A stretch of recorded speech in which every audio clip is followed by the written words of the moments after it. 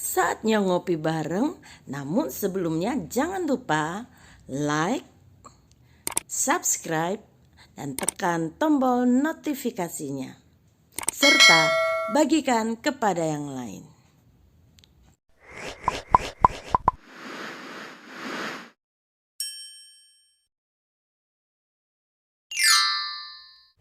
Jangan mendukakan Roh Kudus. Shalom saudaraku, masih dari kawasan pantai Pasir Putih Tuban. Kita mau belajar kembali tentang Roh Kudus. Apa yang terjadi apabila kita mengeraskan hati dan mengabaikan Roh Kudus dalam kehidupan kita?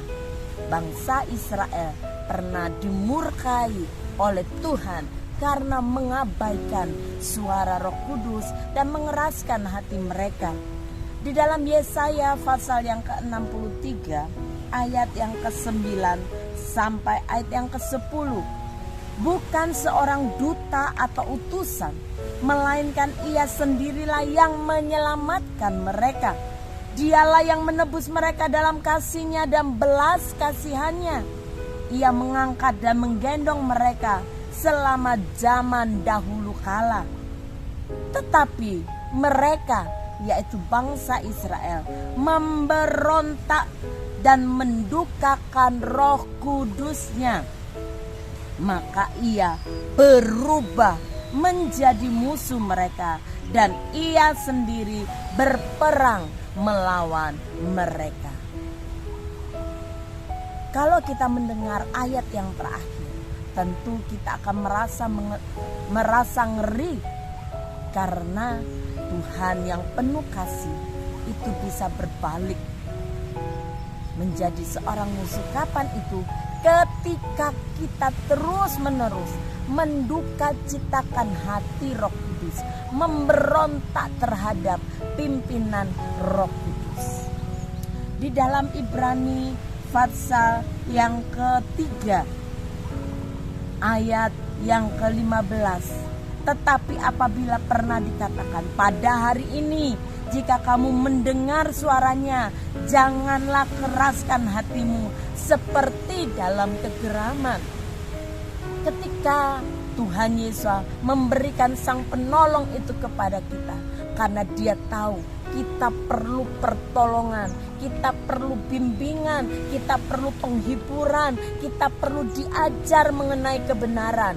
Dan itu dilakukan Roh Kudus kepada kita.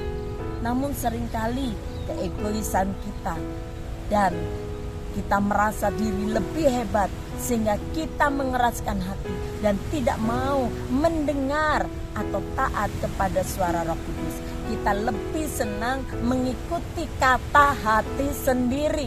Apa yang kita pikir baik, itu yang kita lakukan. Sebagai akibatnya mungkin kita akan masuk ke dalam masalah-masalah. Kita akan mengalami keadaan-keadaan yang tidak menyenangkan. Dan seringkali kita mengatakan ini karena Tuhan tidak sayang. Kita menjadi hakim atas Tuhan.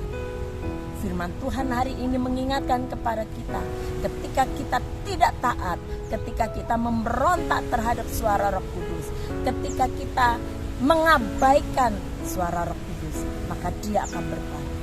Jadi kalau Bapak, Ibu, Saudara ada di antara kita yang mengalami masa-masa yang tidak menyenangkan, jangan terlebih dahulu menghakimi Tuhan, menyalahkan Tuhan, tapi lihat kepada diri sendiri. Apakah engkau sudah taat dengan suara Tuhan, suara Roh Kudus, atau engkau memberontak, tidak taat, mengabaikan suara Roh Kudus? Mari hari ini, selama dikatakan masih hari ini, ketika kita mendengarkan suaranya, jangan keraskan hatimu, segera bertobat supaya Tuhan yang Maha Kasih tetap menjadi Bapa yang penuh kasih dalam hidup kita, dan bukan menjadi musuh yang akan menghancurkan hidup kita. Masih ada kesempatan bersama-sama bertobat, jangan keraskan hati.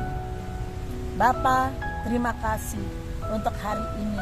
renungan firman Tuhan yang mungkin cukup keras mengingatkan kami, tetapi kami tahu ini akan mendatangkan kebaikan bagi hidup kami ketika kami sungguh-sungguh mengambil keputusan untuk bertobat dari pemberontakan kami, dari ketidaktaatan kami, dari kekerasan hati kami, supaya kami boleh terus menikmati kasih-Mu, janji-Mu yang indah dalam hidup kami. Kami berdoa dari tempat ini untuk saudara-saudaraku yang masih seringkali mengeraskan hati terhadap suara Tuhan. Mohon pengampunan Tuhan, dan mohon Tuhan terus jamah hati mereka, supaya Tuhan lembutkan hati mereka, tidak memberontak lagi menjadi orang-orang Kristen yang taat kepada Tuhan, dan membuka hati untuk dibimbing oleh Roh Kudus. Terima kasih Bapa, ini hidup kami serahkan ke dalam tangan-Mu. Kami mau terus belajar taat akan suara Roh Kudus. Di dalam nama Tuhan Yesus kami berdoa, haleluya, amin. Mari menjadi anak-anak Tuhan yang taat, yang dengar-dengaran. Tuhan Yesus memberkati.